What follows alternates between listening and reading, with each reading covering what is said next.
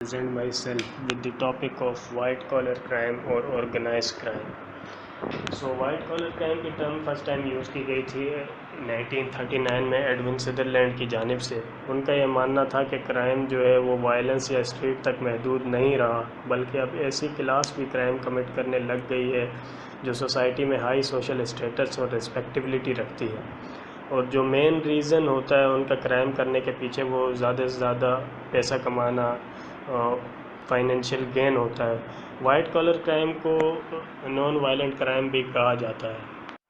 سو white collar crime کو F B آئی کے perspective سے دیکھتے ہیں. ایف بی آئی نے وائٹ کالر کرائم کو سنونیمس قرار دیا ہے اس فراڈ کے جو بزنس مین کمٹ کرتے ہیں یا گورنمنٹ پروفیشنل کمٹ کرتے ہیں. ایف بی آئی نے کچھ کریکٹرسٹک بیان کیے ہیں وائٹ کالر کرائم کے کی، جس میں ڈیسیٹ، کسی کو دھوکہ دینا، کنسیلمنٹ، سچائی کو چھپانا اور وائلیشن آف ٹرسٹ شامل ہے. ایف بی آئی نے جو مین ریزن بیان کیا ہے وائٹ کالر کرائم کرنے کے پیچھے، وہ فائنینشیل گین ہے یا منی کو لوز کرنے سے بچنا ہے یا پراپرٹی یا سروسز کو لوز کرنے سے بچنا ہے. ایف بی آئی نے وائٹ کالر کرائم کو ناٹ وکٹم لیس کرائم قرار دیا ہے، کیونکہ لوگ اکثر سمجھتے ہیں کہ وائٹ کالر کرائم میں ڈائریکٹلی وائلنس انوالو نہیں ہے تو اس کو وکٹم لیس کرائم سمجھتے ہیں، لیکن ایف بی آئی نے اس کو not victimless crime consider کیا ہے.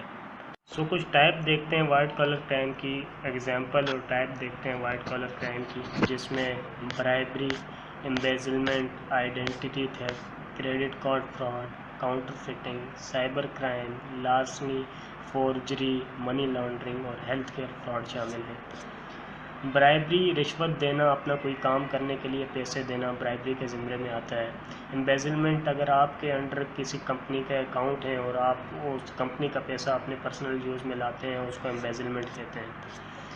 سائبر کرائم، کمپیوٹر کے ذریعے کرائم کرنا، مطلب ہیکنگ کرنا یا اسٹیلنگ، آئیڈینٹی وائلیشن، پرائیویسی، کسی کی پرائیویسی تک اپروچ کرنا، یہ سائبر کرائم میں آتا ہے. آئیڈینٹی تھیفٹ، کسی کی آئیڈینٹی اڈاپٹ کر کے اپنی آئیڈینٹی کو چھپا کے کوئی کرائم کمٹ کرنا، یہ آئیڈینٹی تھیفٹ میں آتا ہے.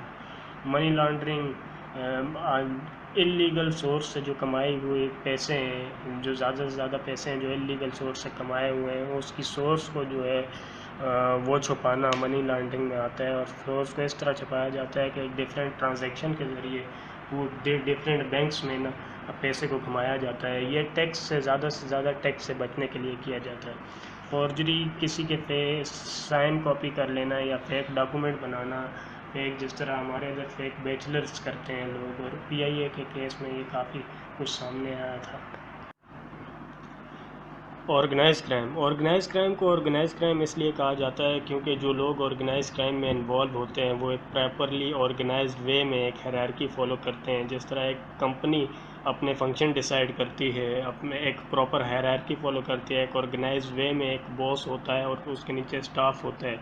اسی طرح آرگنائز کرائم میں بھی ایک باس ہوتا ہے، آرگنائز کرمنل گینگ میں بھی ایک باس ہوتا ہے، اور وہ بھی اپنے فنکشن ڈیسائیڈ کرتے ہیں، اور اس کے نیچے فردر کرمنلز ہوتے ہیں جن کو اسائنمنٹ دیے جاتے ہیں ڈفرینٹ قسم کے. یہ لوگ بھی اپنے فنکشن ڈیسائیڈ کرتے ہیں کہ کن گڈز اینڈ سروسز میں انہوں نے ڈیل کرنا ہے، اور اس حساب سے، ٹائم کے حساب سے، اکارڈنگ ٹو پبلک ڈیمانڈ یہ لوگ اپنے فنکشن ڈیسائیڈ کرتے ہیں اور اس پہ امپلیمنٹ کرتے ہیں. Organize crime transnational level پہ بھی کمٹ کیا جاتا ہے، نیشنل لیول پہ بھی اور لوکل اسٹیٹ لیول پہ بھی کمٹ کیا جاتا ہے. اور ان لوگوں کی مین جو ریزن ہوتا ہے کرائم کرنے کے پیچھے، وہ زیادہ سے زیادہ پروفٹ گین کرنا ہوتا ہے. یہ گروپ پراپر ڈسپلن وے میں کام کرتے ہیں اور اپنی ایکٹیویٹیز کو جو ہے سر انجام دیتے ہیں.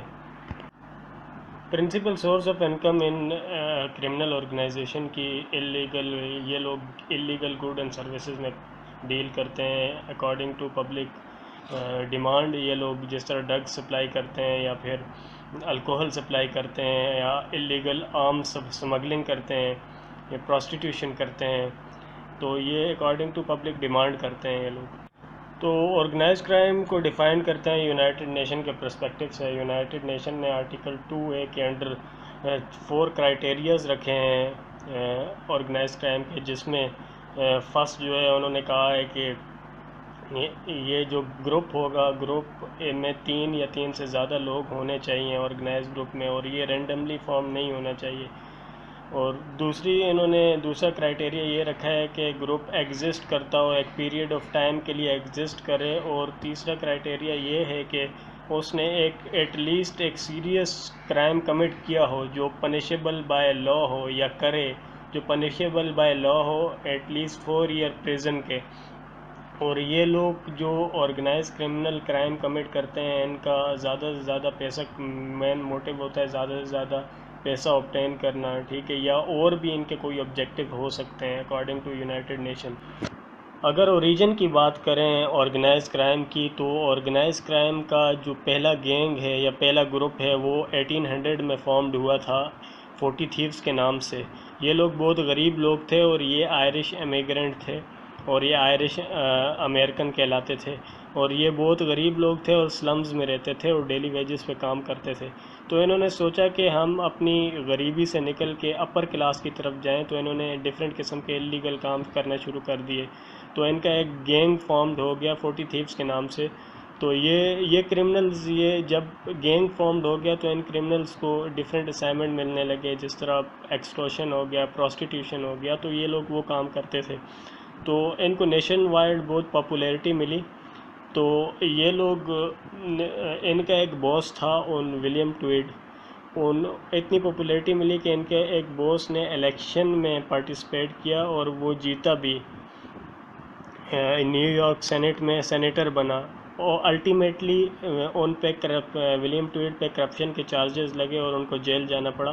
اور یہ گروپ جو ہے ڈیزالو ہوا تھا 1850 میں، اور گروپ کے کافی جو لوگ تھے وہ چھوڑ کے چلے گئے تھے، اور ولیم ٹویڈ صاحب جو تھے وہ جیل چلے گئے تھے۔ So that's all from